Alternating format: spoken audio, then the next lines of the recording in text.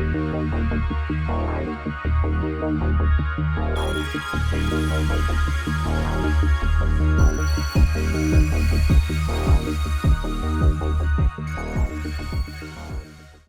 is the Bonfire Gamescast, episode 379. I'm your host, Morgan, aka Bon Diesel, and this week we'll be talking about Battlefield Studios has some layoffs, next gen Xbox GDC info, Crimson Desert console footage, and much more. First, be sure to subscribe to the show on your favorite podcast app, leave a review on Spotify or iTunes, and subscribe to the Bon Diesel YouTube channel to get all of my videos, including this podcast. Thank you to everyone who supports as YouTube members and or Twitch subscribers. And if you're interested in supporting this podcast and all of my other content, please check out the links in the show description for that other content and merch and much more. Let's kick it off with Battlefield Studios layoffs. So this week we found out, I don't know if there was ever an official announcement. I know that EAPR did respond to some of the journalists and stuff that inquired, but it looks like most, if not all, of the Battlefield Studios had to lay people off this week. So that's DICE, Ripple Effect, Criterion, and Motive. Yeah, this was interesting. So I know a couple people, I want to say, so I'm in contact with a few people who went from BioWare to some of these studios. And the people I know didn't get laid off. And when I pried a little, obviously I didn't try to go too deep. This is a frustrating, annoying situation for all these people, kind of depressing, I'm sure. So I always try not to prod too much, but it doesn't seem like it was a huge number of people from what I can gather, but one is a lot, right? Like when it's your coworkers, your friends, people's lives, their livelihoods, their families, one is a lot. I'm going to talk about a lot with these layoffs. I want to come out right out the gate though and be like, I don't like these layoffs. I don't ever approve of any layoffs. I think these always suck. So I'm going to talk a little bit about why I think this happened. I don't want that to be construed or taken as me being like, oh, these layoffs are actually good. Like they're not actually good. But I do think it's worth exploring why they happened and not just going with the blanket like, oh, EA evil, blah, blah, blah. Like maybe they are. Again, not trying to defend EA, not trying to go out of my way to defend, awful, immoral, unethical actions. But I do think things like this deserve more than just a hot take tweet. And not just from me. I really wish, I really hate how many of the really high profile influencers and journalists and stuff like never take these situations and make them like learning moments to be like, yeah, this sucks and here's why it happened. And to give like a more objective take on what's going on. But I'll do my best here. So very surprising, mostly because we know that Battlefield 6, which is the game Battlefield Studios, this conglomeration of studios made that released last year, it sold 20 million copies as of December of 2025. So that was 3 months ago. That is a prospective revenue stream of over $1.5 billion. So say Battlefield 6 took some astronomical number of money to make and market. Say it was $500 million, right? Not entirely crazy because as far as I can tell, they essentially had 4 full studios or 4 full teams working on this for a pretty good chunk of time. And then the marketing campaign was gigantic. They were everywhere for a long time. Even if it cost that much, they've like tripled, the amount of money that it costs, right? Or at least, basically doubled it, right? So that's pretty good. Anytime you make a video game, if you can make how much it costs, 3 times over, you'll take that, right? Like that's always a good thing, especially with how we've seen things going on lately. Especially when you consider that, I'm sure the majority of sales happened in that first 2 months or 3 months. I'm sure they've kept selling. I'm sure they've had more sales of Battlefield since then, and it wouldn't surprise me if the end number, maybe a year out from release, ends up being closer to 30 million copies, which is crazy. Like, there's not many games coming out these days that sell over 10 million copies or even 5 much of the time. So, good for them. So that makes you say, like, okay, well, how in the world could they have laid people off if the game just pulled in that much money? I've seen a lot of people blaming, that there is like a weird vibe around Battlefield where, like, it's, a lot of people are playing it, and I think it's a lot of fun. It's the game. I play it every single day for at least a half hour to an hour, sometimes longer if I have time. And, a big thing's been made out of their loss of player base. If you've been paying attention to any gaming discourse over the last few years, everyone has their eyes glued to Steam DB, where you can go and see how many players are playing a game on Steam. Battlefield peaked on full release, I think around 750,000 players, and then has dropped since then. Now, expecting a game to stay at that number was stupid, right? So every time I see, like, Battlefield 6 has lost 95% of players since launch, like, there's like one game on Steam that keeps that many players consistently, and it's Counter-Strike. And man, Counter-Strike, if you ever look at Steam DB, Counter-Strike is so wild. If you look at it, it consistently keeps over 1 million players. Like, just wild. I haven't played Counter-Strike in at least a decade, and it was popular then, right? So just that's a whole different conversation to have. But so from what I've seen, it peaked on Steam around 750K after release. At this point, it's averaging about 40K per day. It gets down to like around 30, and it boosts up to, I think the 24-hour high as of recording was like 56. Hey, 56,000 people playing your game on one platform is pretty good. I do think it's worth remembering that, Steam DB can be a little deceptive.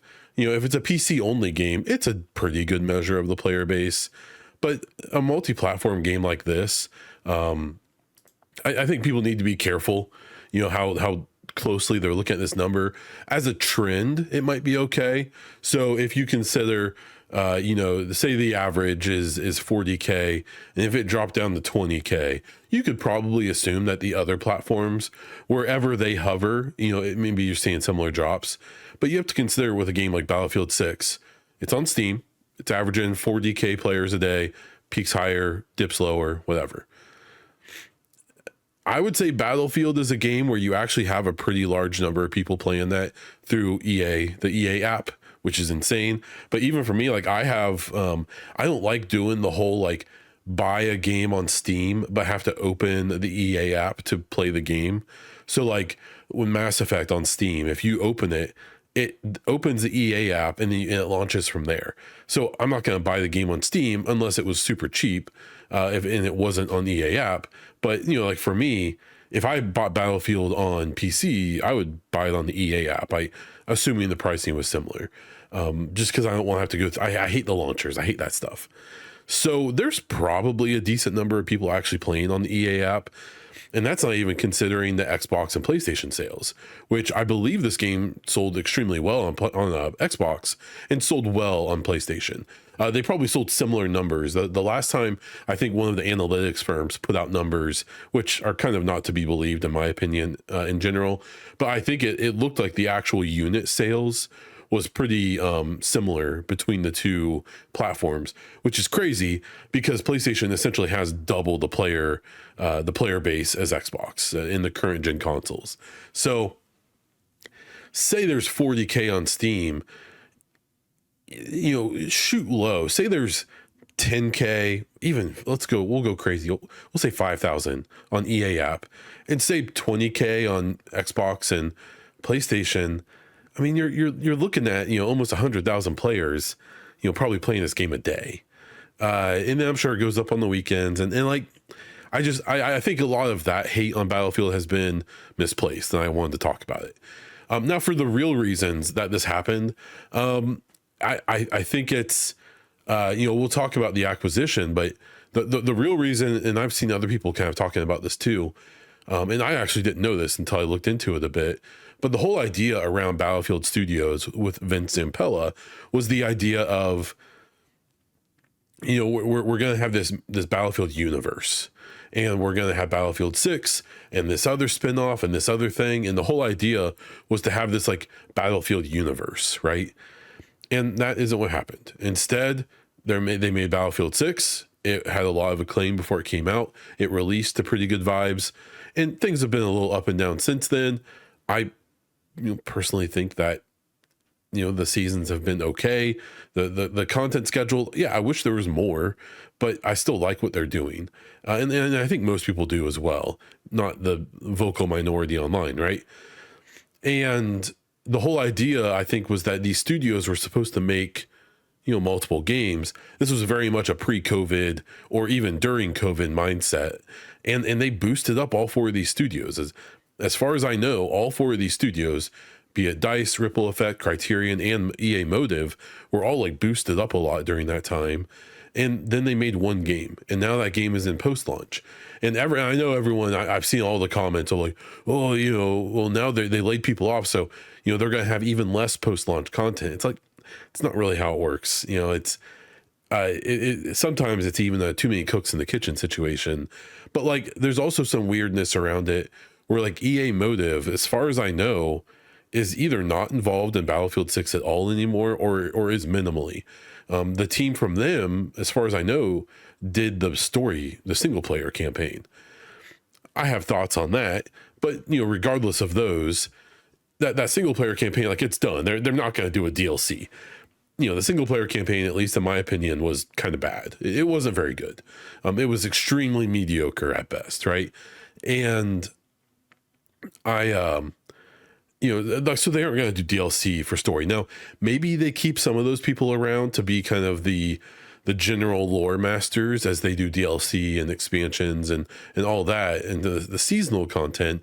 Maybe they've kept people around to try to keep the narrative somewhat in line. I have no idea. But then, and then you have Criterion and Ripple Effect and DICE. DICE is never going to go anywhere. Criterion and Ripple Effect, like, as far as I know, Ripple Effect was created to help DICE, essentially. Now Criterion, that's a studio where, especially as, events are coming up sooner and later, that's a studio I wouldn't be super pumped about being at right now, because it's kind of the odd man out in a lot of ways. So, I think just the simple fact that all these studios were all boosted up a lot to do multiple projects than they did one project, and now that project is in post-launch, I suspect that's kind of what happened here. They just, too many people, not enough projects to reassign people to, so then you have layoffs. I will say, and I'll have to call myself out a bit, this will probably means two things for me. Battlefield 7, which was rumored to already be in development, probably isn't, or else they wouldn't have just laid all these people off. They would have them working on that next game, which seems right. Like, they carried on Battlefield 2042 for what, like 4 years? And then I presume about halfway through that started making Battlefield 6. So we're probably still a year or two away from them moving on to whatever's next. So, I'm not really counting on that being a thing anytime soon.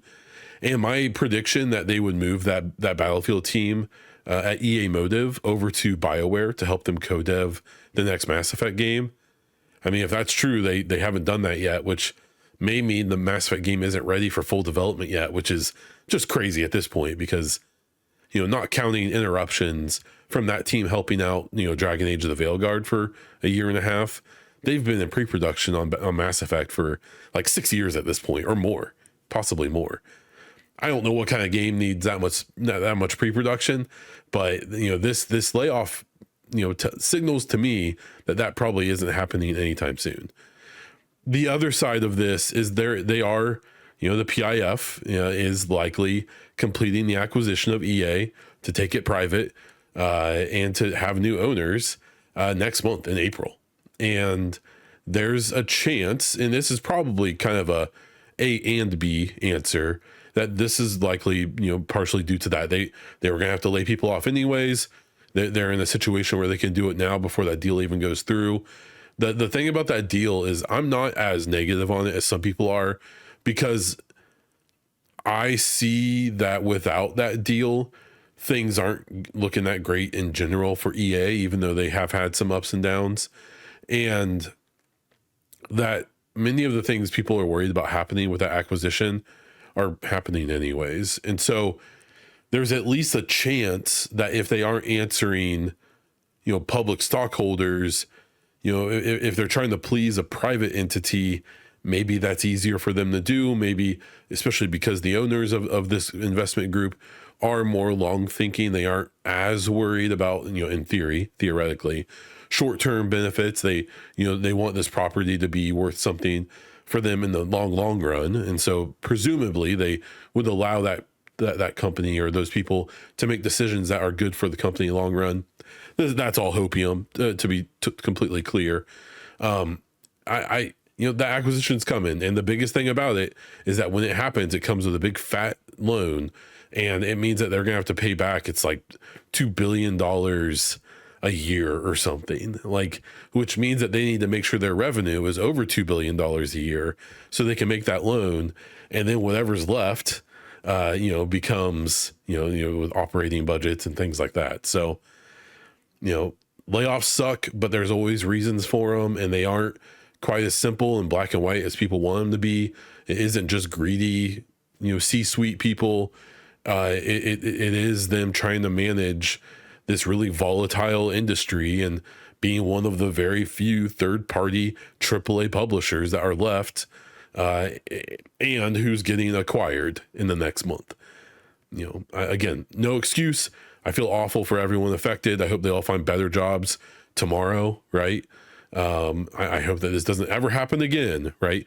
I'm also, smart enough to know it's going to, and that the reasons for it happening, while they may be partially evil, or immoral, or, unethical, there's also probably reasonable business sense behind it too. So we'll see. I wish everybody luck. Screw Andrew Wilson. We had another bit of Xbox news this week. My last 2 weeks have been Xbox headlining podcasts. As much as, I'm sure anyone who listens to this consistently knows I'm a bit of a fanboy for them.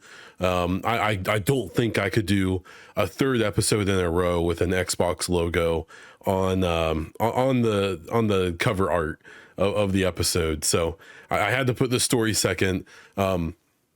So what I'll say about the GDC info from Xbox, I haven't even been able to go through everything yet. What I would suggest, there's a bunch of podcasts and videos by people who are really hyper focused on Xbox and Xbox only, who went over a lot of this, and some of them who are way more technologically inclined than I am, who really know what all of this stuff means with the development pipelines and all that.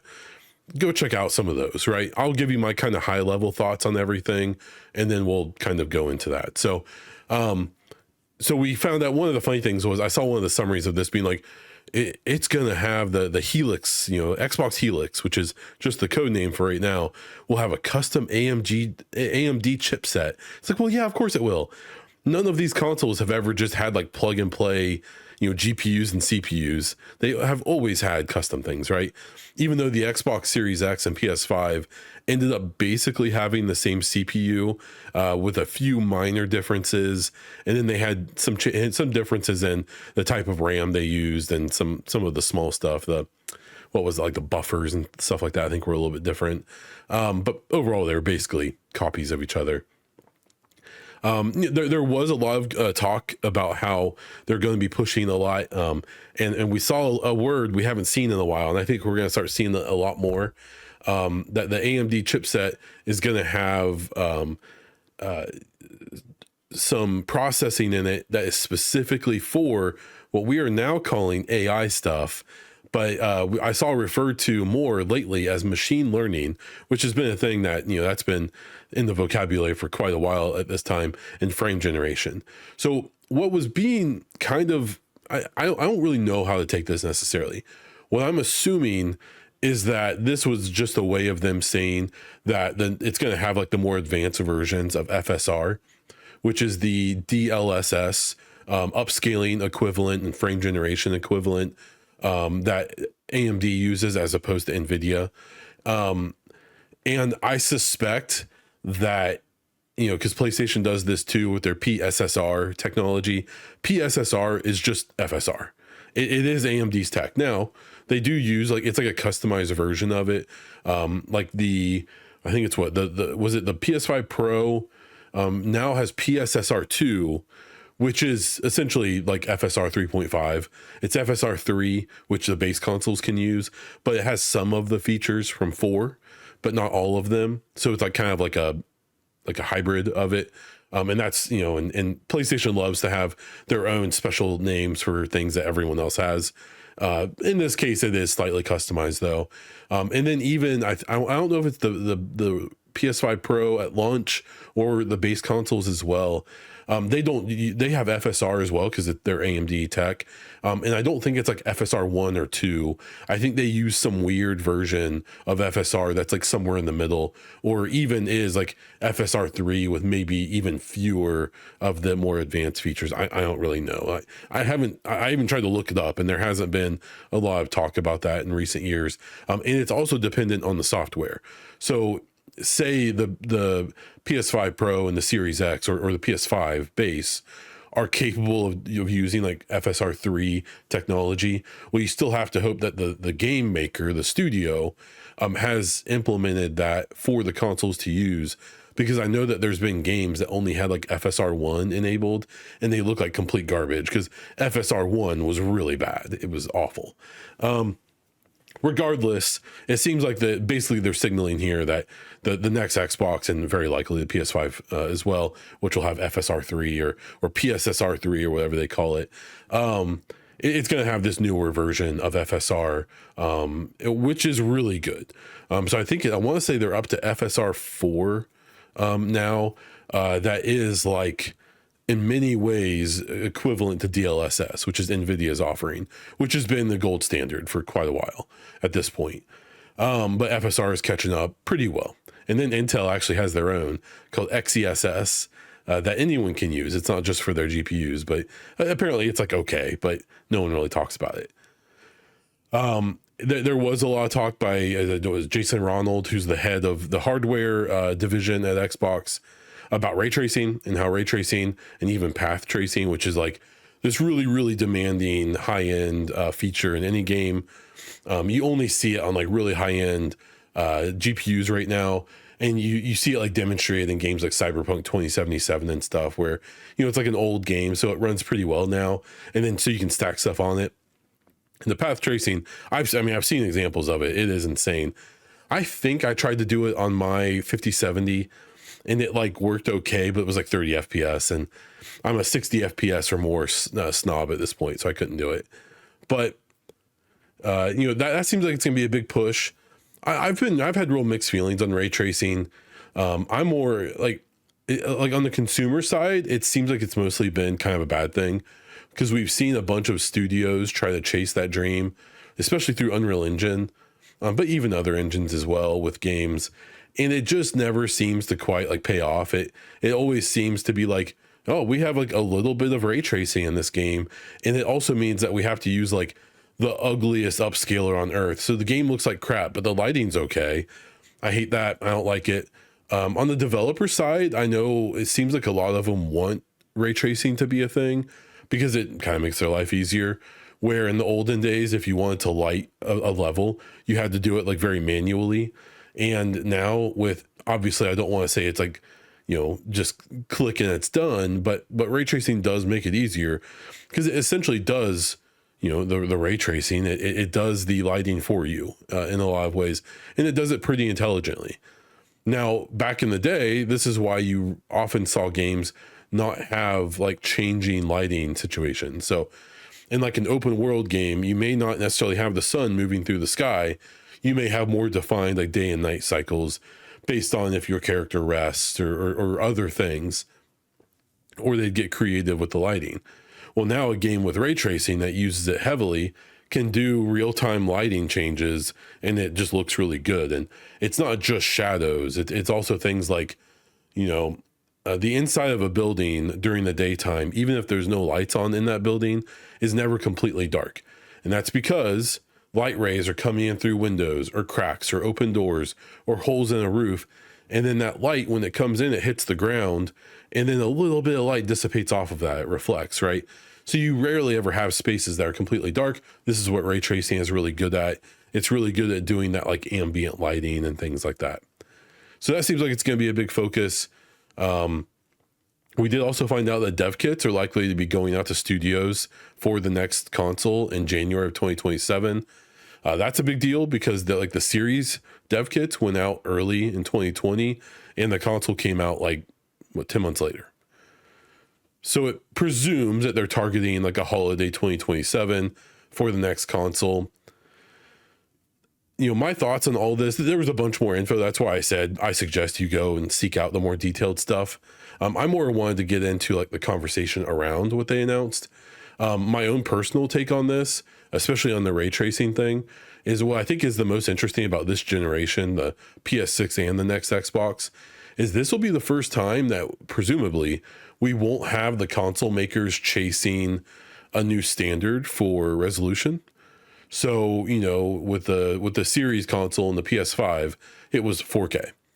With the Xbox One and the PS4, it was, for the most part, it was like doing really good 1080p.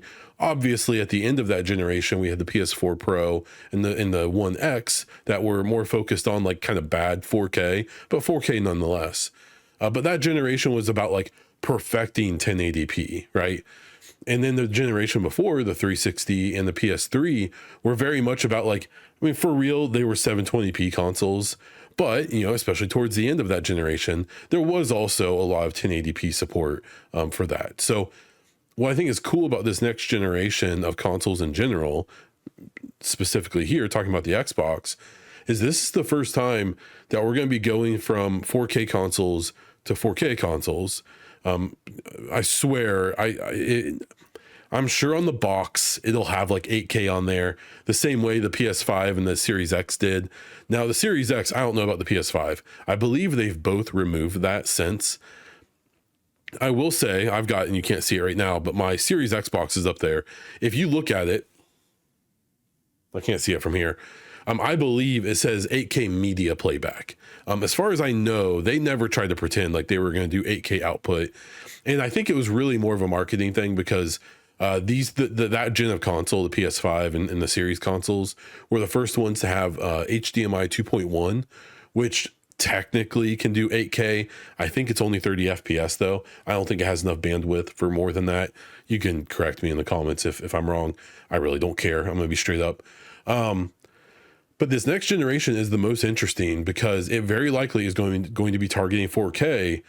But for the first time, it's probably going to be targeting like not just 60 FPS, but probably 120 FPS is what I would guess. Now, that's going to be kind of weird because I still think most consumers, the bulk of people who buy these consoles, many of them, I would say by now, most people have a TV that can do 60 hertz, at least 1080p, but I think most people have 4K TVs at this point.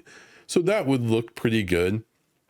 There's got to be very, very, very few people who have, TVs which most of these consoles are hooked up to. Not everyone is like me hooking their machine up to a 28-inch 4K 144 hertz monitor, right? Most people are hooking up to a TV, and very few of those TVs are going to be able to go to 120 hertz or 120 FPS. It's just not common, right? At least I doubt it is. I could be wrong. So I think this is a cool situation where we can see them, one, focus on making 4K 60 FPS an absolute bottom tier standard on these next gen consoles, especially this Xbox.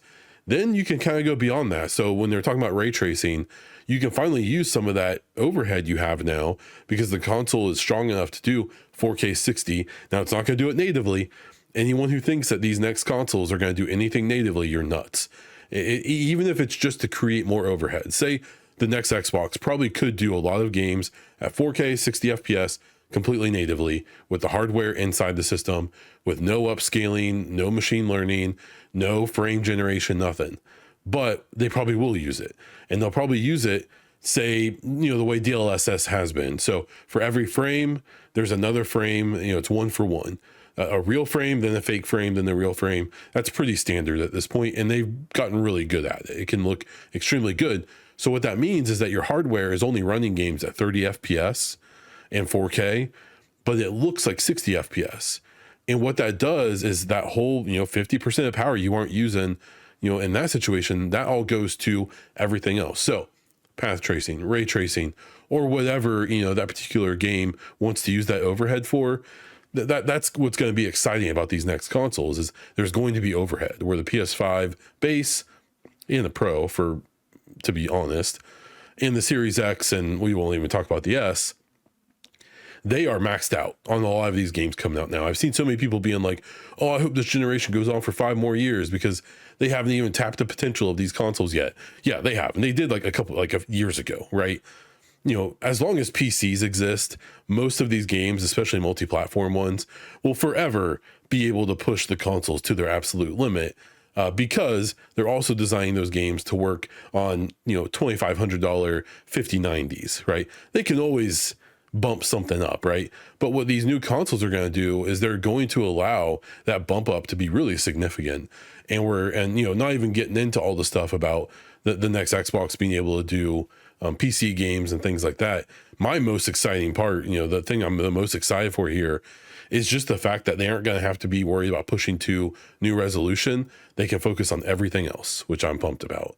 Talking about the PC thing, they got into that a little bit. Honestly, the most interesting part about the PC console talk was that they look like they're basically taking, the way that developers, that they ask them to make games, or they basically make a PC version to go in the Xbox app PC store, and then a console version to go only on the series consoles.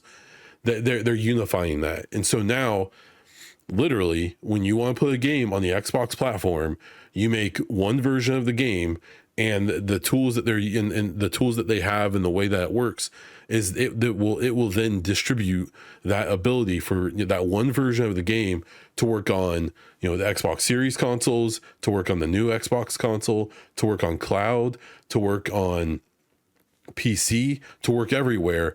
And that's going to be a boon, because a big problem, if you see games skipping the series console these days, it's often smaller games who don't think it's, the juice is worth the squeeze, where now it's going to be a thing of, look, I make one version of the game for Xbox, and combining all of their PC and console users into one player base, that becomes a more usable or a more worthwhile, community to put your games out towards.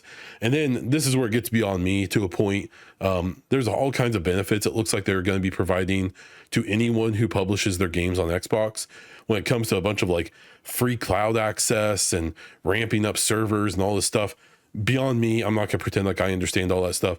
Go check out the people who actually know these things to get deeper info on that. But it seems like a really good deal, and it's something that they used to provide to some publishers, but it looks like they're offering that up to anyone now, and that may end up being one of the biggest changes, maybe even more impactful than the upcoming new console. There were a couple funny things that happened. Xbox has deleted all references, all posts, all advertising related to the "This is an Xbox" campaign. They're gone. Obviously, they're still out there because people screenshotted and all that. But as far as I can tell, all of the official communication with that is gone. So I suspect that Asha came in and then started bringing in people from her team, and we know that they're trying to hire new marketing leads and stuff like that. And very likely saw that and saw the reaction to it, and was like, yeah, we need to make sure that never happened. Like, we need to pretend like that whole campaign never existed. And that may also tell you, assuming that Phil and Sarah Bond were kind of the pushers of that campaign, it may give a little more insight into what happened there. But, we'll never really know the whole story. And then, of course, I have to get out my Xbot frustration for the week. But The Verge ran an article about the dev kits going out in January of next year to studios, and they were that the Xbox Helix dev kit will barely reach alpha until 2027, which I don't know that they even ever referred to the version of the dev kit that would go out as an alpha. Maybe they did, or maybe they just made that up. I have no idea. But that, like, it was from The Verge, which is frustrating because The Verge is where Tom Warren spends most of his time writing articles, and he's as clickbaity as anybody, but he's actually been really oddly defensive of Xbox and like very positive about all these updates with the Helix and all these things that they're changing to try to be a more, marketable, gaming platform. Really oddly defensive of it, like going after Jeff Keighley, going after a bunch of other people for stupid stuff that they've been saying. And so it was really weird to see someone from him, it wasn't him that wrote this article, but doing this like really clearly like pessimistic, like annoying version of this, like especially knowing that, that dev kit going out is a signal of the console coming out not that long after. I saw some people being like, oh, they should wait until 2028 to release a new console because studios need more time with those dev kits. So that's just, as far as I can tell, that's not how it works. They're going to get those dev kits so that they're able to optimize the game for that console before it comes out. But that shouldn't be a process that takes 2 years, especially as we move closer to the situation where they're just going to make essentially a PC version of the game that will work on all the consoles and the streaming and the cloud and everything else. Like, and it will scale, right? Like that's the whole idea, is that, and so having that dev kit is nice because it lets them make sure that their game is going to work on that new console, but that it's not a bad thing for those to be going out. And so I just had to point that out. I'm sure that will come up in my my airing of grievances at the end of this year. But overall, I mean, I think the info is really good. I've seen the typical people trying to poo-poo on it. There's no point in arguing about it. And I do this too. So I've probably done it in this segment, but I really think it is funny seeing people argue about like finances and profit margins. And again, this has been me, so I'm calling myself out. There's so much conversation about things that don't matter to like us at all, right? Like, obviously, and I don't put myself in this bag, but maybe you do. I don't know. You can tell me. But there's too many people online whose like entire existences, online or off, is all about like, I hate that thing, so I'm going to make sure everyone else hates it, and if they like it, I'm going to go after them super hard. And whether that's a certain video game or a certain publisher or studio or a certain gaming platform or anything in the world, right? Political party, favorite beer, favorite whatever, right? And like those people, you just know they're going to have all these terrible, stupid takes. And we've seen plenty of them with the gaming stuff. It's people, it's been so funny watching like that side of the internet because it gets fed to me all the time of like, Xbox fans saying some really stupid stuff about the next console that is like completely unrealistic and way too hopium. But then also PlayStation fans being like, we just recently found out that, there's a chance a PS6 may not come out for a couple more years, even after this Xbox console. Well, now all of a sudden the rumors are that the PS6 is coming out the exact same time as the Xbox. Now, maybe PlayStation would be petty and would push up their timeline to make sure that Xbox doesn't get any breathing room. I have no idea. I really don't care. But it's just been funny watching that reaction. The other side of it though there's been like a lot of really interesting conversations amongst people who seem to actually understand what's going on and how there seems to be some genuine excitement, less about the console, which I'm sure will be great, but more about, like I said, this making, the development process and the publishing process way simpler, seems to be really exciting for a lot of people and people who like actually know how these things work. Not the random fanboys who are arguing about which company has a better profit margin, even though they don't know any real numbers, right? So that's exciting for me. I'm sure we're going to have plenty more to talk about this over the next year and a half, and I'll be sure to do that. Well, since we're like 40 minutes in already, I'll make these last few stories fairly quick. Crimson Desert, the upcoming big open world RPG game, finally got some PS5 Pro coverage. We haven't really seen much actual console gameplay from this. So Digital Foundry posted a video about it. So from what I watched it, what I gathered, it was I think was it John Linneman, I think, did the review. He tends to be fairly unbiased about things. No, I'll kick this off with saying, yeah, this is one of the most curious videos I've seen from them, where, especially when he talks about the gameplay part of the game, he obviously is very excited for this game. Like, he was obviously really impressed by what he played. But it was so strange for me, and I'm biased in my own ways and all that, to be looking at something while he's talking about it and just not get it at all. Like the game he was describing didn't feel like the game I was seeing. Now, obviously, he's played the game, so he knows better than I do, and better than I ever will know, right? And that's fine. But it was just like a weird feeling I had when he would be like talking about how great it looks and stuff like that, and some stuff that, you know, didn't really fit that. So the first thing that I noticed, and even he talked about a bit, is that even on the PS5 Pro, which is the only console they've talked about yet, it's not great all the time. That in general, it looks pretty good. The resolutions look good. The frames are typically pretty good.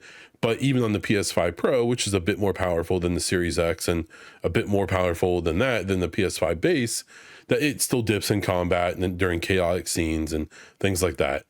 You know, maybe that gets fixed up, you know, before it releases, maybe in post-launch patches, maybe they can fix that up a bit. We'll have to wait and see.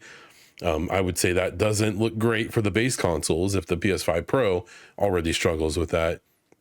But the thing I noticed the most is that the game, like the colors in the game, look so washed out and really fuzzy. Now, this will likely be more the PS5, the console version, than the PC version, where if you have a powerful enough PC, you'll get the full everything. But something about it just looked like fuzzy. It were like foggy or something. I don't know.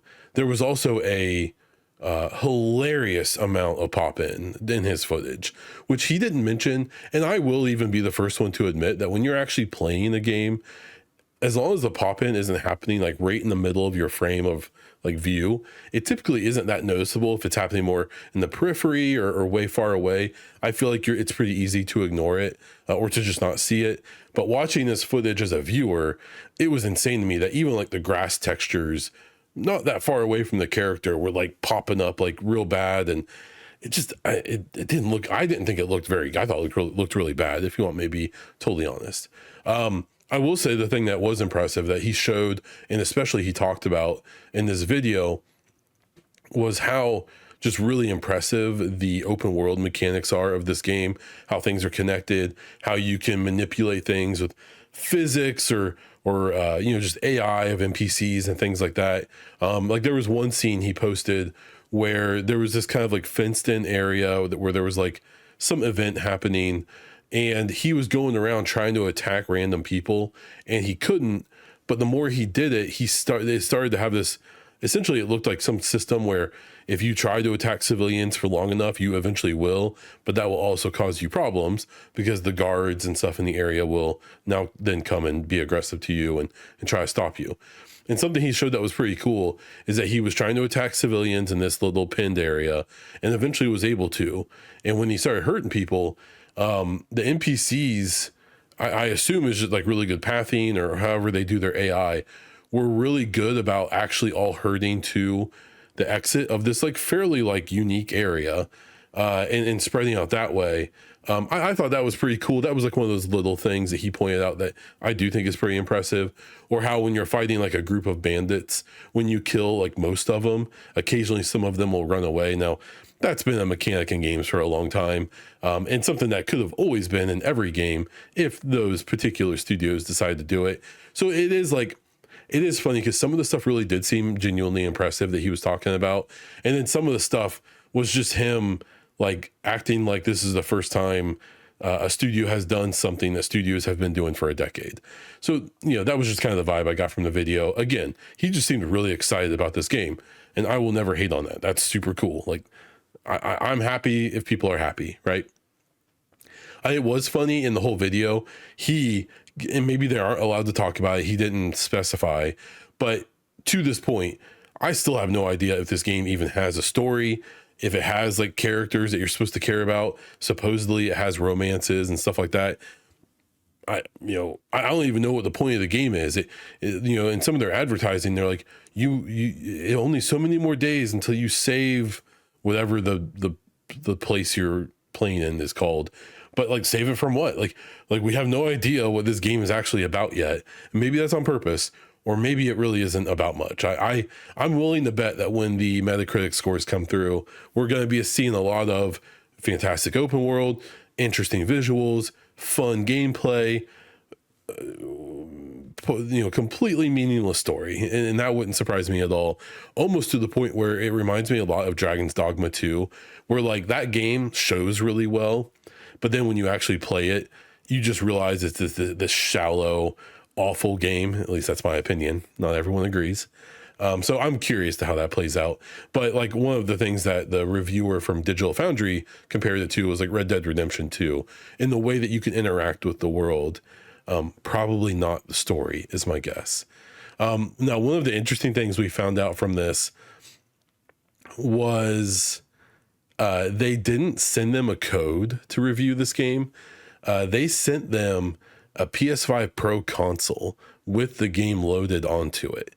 And a lot of speculation is that they didn't want to send them a code and have them upload it, because it's the same. They could have uploaded it on PS5 and tested the PS5 version. And as far as we know, they've claimed that they have the game to test on all consoles. I do think it's very interesting that the first one that they released was PS5 Pro. I suspect that was mandated. I wouldn't be surprised at all if that was forced on them.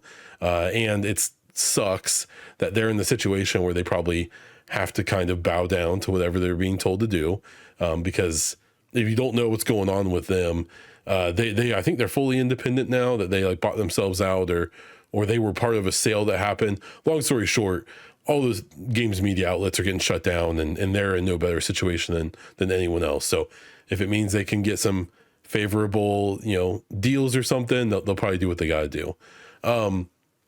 So I have a feeling this game's going to be a complete crap show on PS5 and Xbox Series consoles. The Series S, the performance mode is like 720p, 40 FPS, I think is what they're targeting.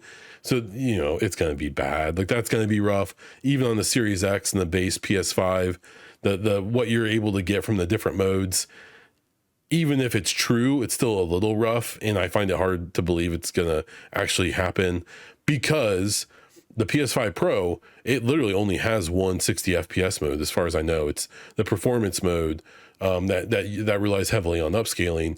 The like regular playing mode, or the balanced one, I think is 40 FPS. And then it has a quality mode that's going to be 30 FPS. That's on the PS5 Pro. So it really makes me, I've got a lot of side eye for that game on console in general.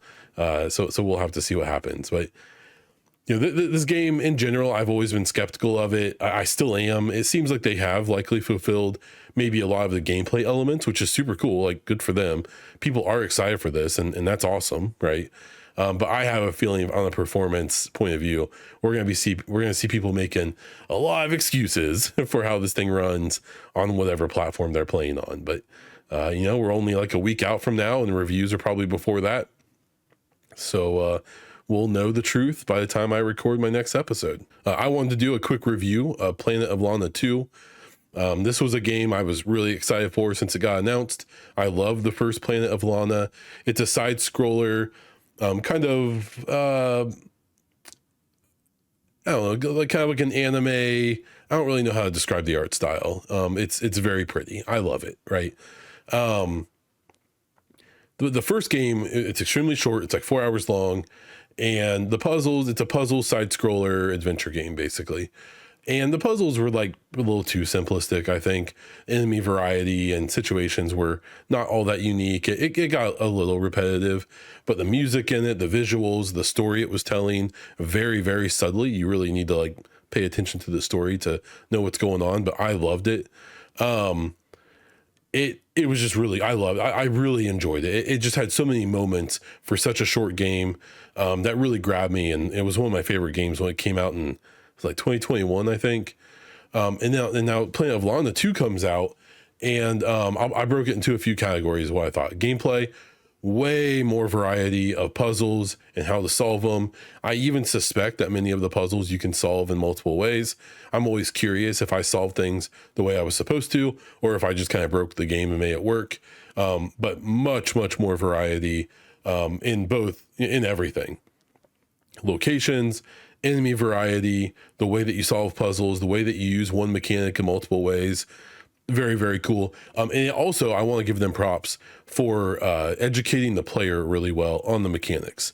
I was very impressed with that from the start, and seeing how they did a really good job of introducing the most simple version of a mechanic and then stacking onto it, and then it culminating in like a boss presence, essentially, of you having to use the most advanced version of that mechanic to get through. I thought it was really cool.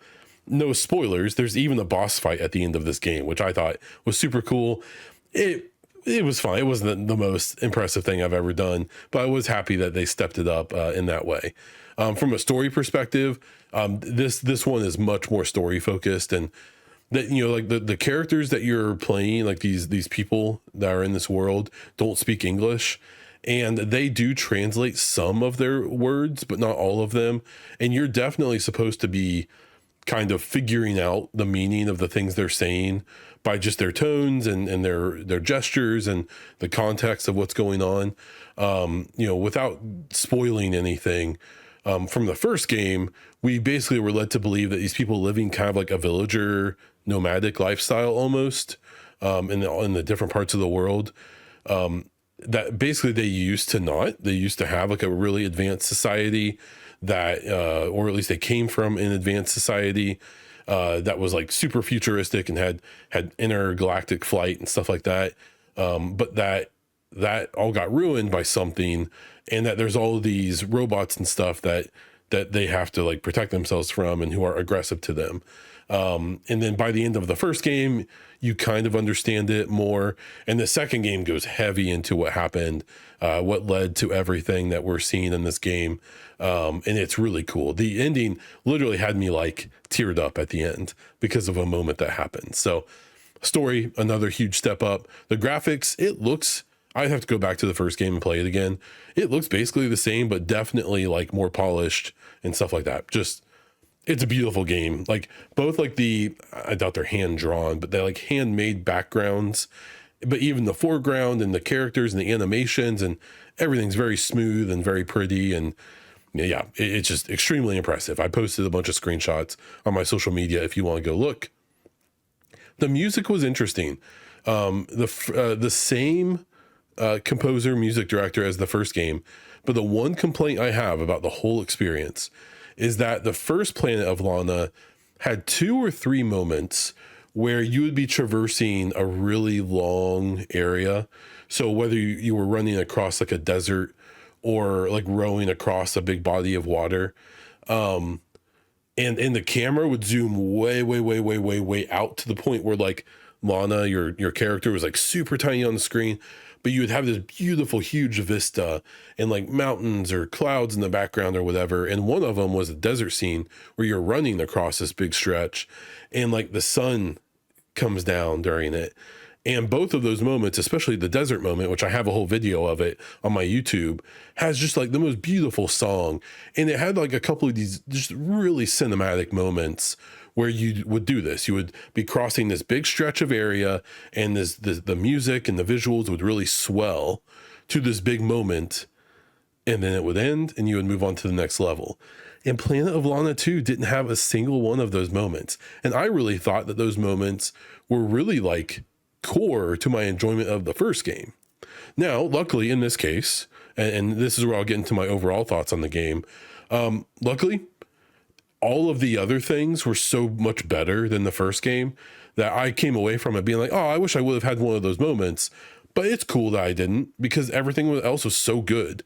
Where maybe those big cinematic moments in the first game kind of carried the game a little bit, being these big, like pivotal, like really beautiful moments. Maybe it made you forget, the puzzles are a little simple, or, this or that. I didn't have that feeling, even though I missed those moments. So, if that's why they did that, all good. I'm happy with it. Overall, I mean, right now, this is my game of the year. It's also because I haven't had much interest in any other games this year, but I wouldn't be surprised if this ends up in my like top 3 this year. It could win. It could be my top game by the end of the year. I kind of hope that like Fable or the next Call of Duty or like there's a few games on my mind that I kind of hope I like more, Gears, things like that. But we'll see. Maybe not. I love this game. On OpenCritic, it has an 84, which is really good. I think the first one was like 75 or something. It wasn't liked as much. But this one, getting an 84 for this little tiny indie game from a little tiny studio is really, really impressive. And I don't want to spoil anything. I really hope we get another one. I hope we get Planet of Lana 3, because it seems like the intent was for this to be at least a trilogy to fill out the story and see what happens. So yeah, Planet of Lana 2, whether you pay, I think it's like $20. I don't even think it's that expensive. It's on Game Pass. Get it, play it. It's the length, it was about 5 hours for me. It seems like it's a bit longer than the first game. And it does seem like there were more like side things to do that I didn't, and maybe I'll go through it again and try to do those. But yeah, probably 5 or 6 hours for most people. And that was good, in a good way. It was a great experience. And yeah, Planet of Lana 2 was a lot of fun. I loved it. Marathon, I wanted to kind of mention, we'll go through it pretty quick, but it finally got reviews. So there was this weird situation with Marathon where Bungie kind of like nicely asked all the reviewers to not review the game until like a certain patch came out, because they wanted people to get like a real feel for the game before they reviewed it.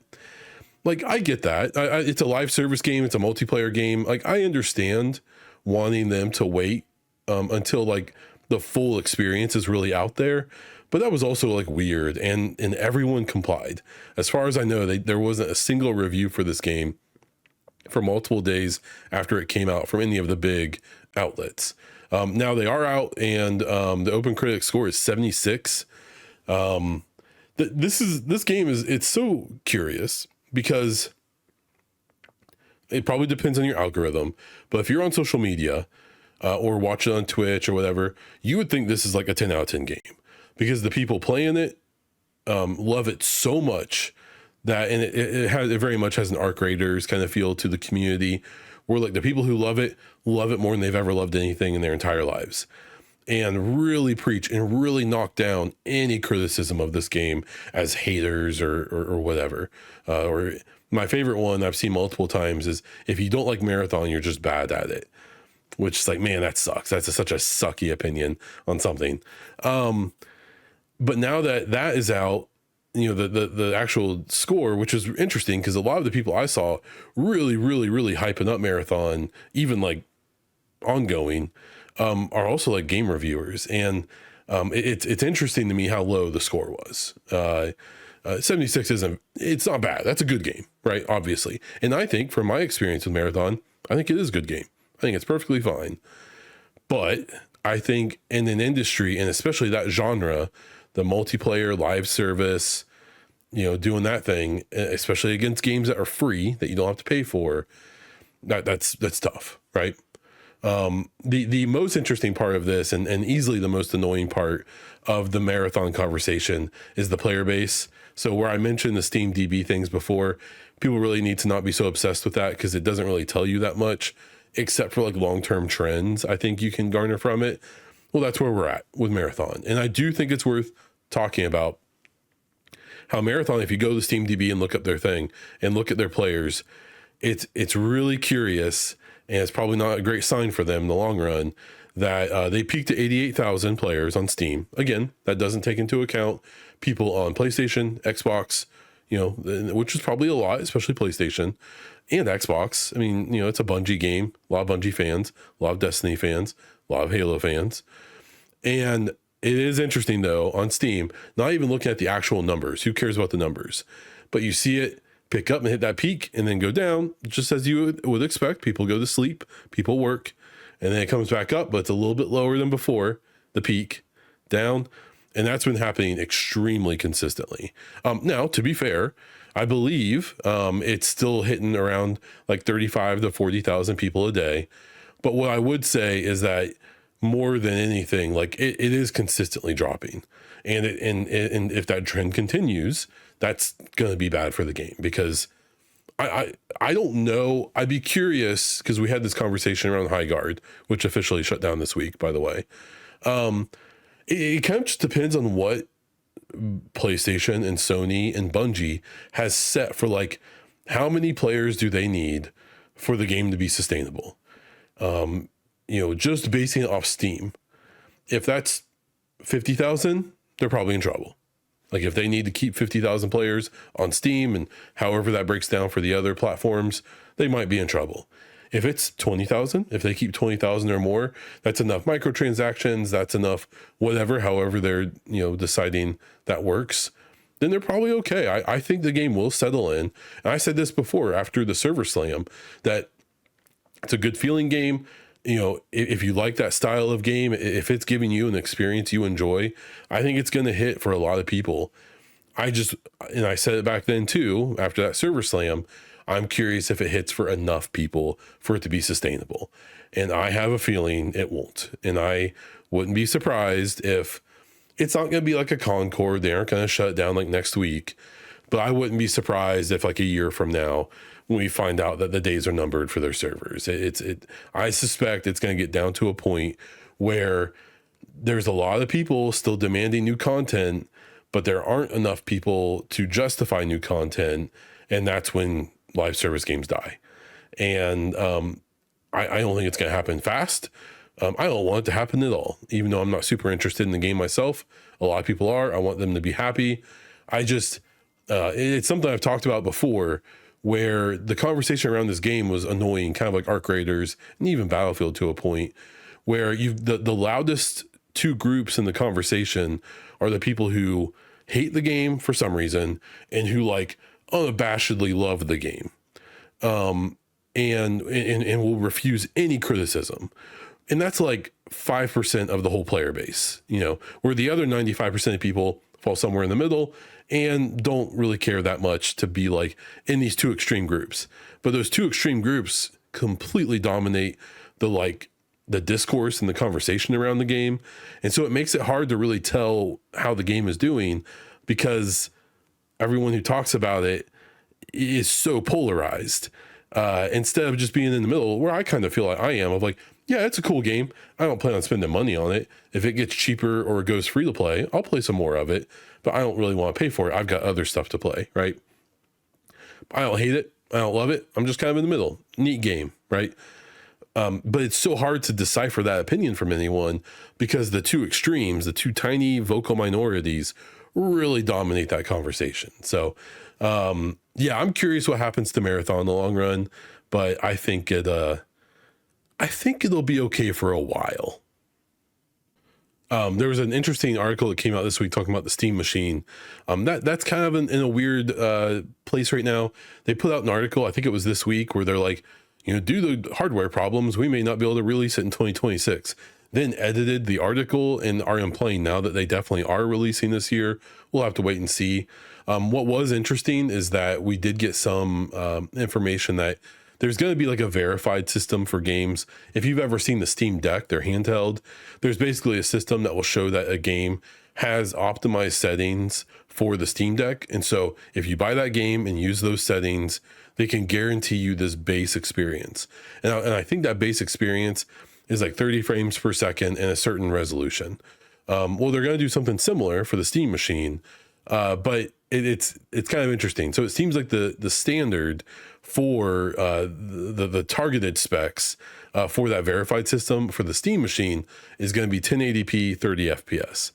And when I saw that, and when we remember that it's very likely this thing's going to be $1,000 or more, and the hardware that we've seen that they confirmed for it is like less powerful than a Series X or a PlayStation 5, it really it's made me wonder who in the world this is for. And this isn't me like completely being a hater about it, but here's my issue, is that there's what it seems like there's two customer bases that would be the most interested in this.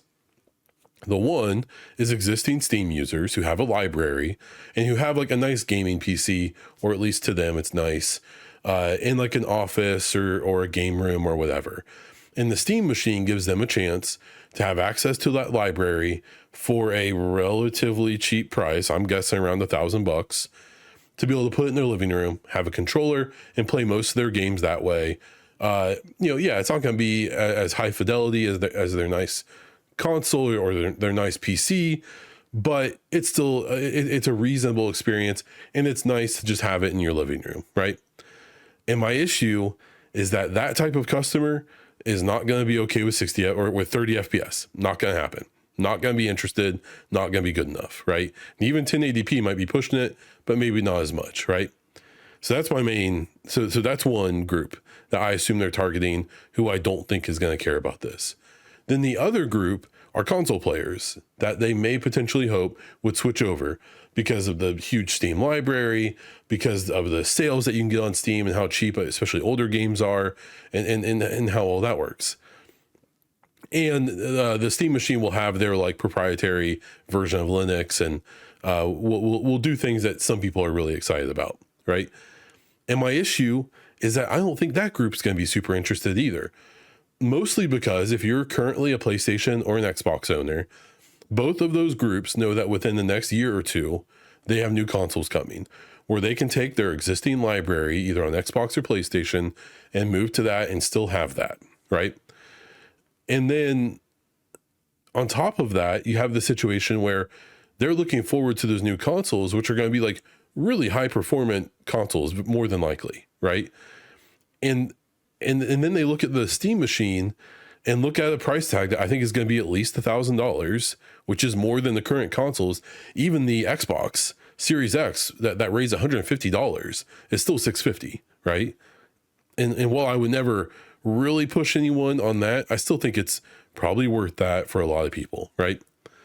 So you look at the Steam machine as a console player, and you look at a console that at best is as powerful as the current gen consoles, but is way more expensive. And like, sure, like you could throw in some more RAM, maybe another hard drive if you wanted, I don't think that big of a selling point for most people. And you have access to the Steam library, but if you're a console player, you don't have any Steam library yet. That means that you're looking at hundreds, if not thousands of dollars of games that you're going to need to spend money on to have a similar library to what you already have. And then you have the kind of unique situation now with Xbox that we're hearing that it might have access to the Steam library.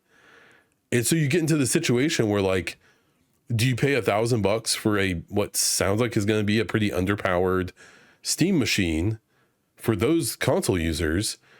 Or, especially Xbox, do you wait a year for what sounds like is going to be a much more performant machine that may also have access to the Steam library? Like, why would, for the same price, for $1,000, probably, maybe less if they subsidize it, because Valve isn't going to subsidize anything. They don't care. They could sell 20 of these and it wouldn't matter anything to them, right? So I don't know. And to be clear, I'm under the impression that, there's going to be some games that the Steam machine will be able to run at much higher specs. And I don't doubt that. But that being like their target or like the base, I just don't know who that's supposed to excite. So I know it's not for me, and that's okay. And I'll probably keep talking about it though. And then the final story is exciting for me and every other dad, and honestly, not even parents. I think anyone should be excited for this. It's not even gaming.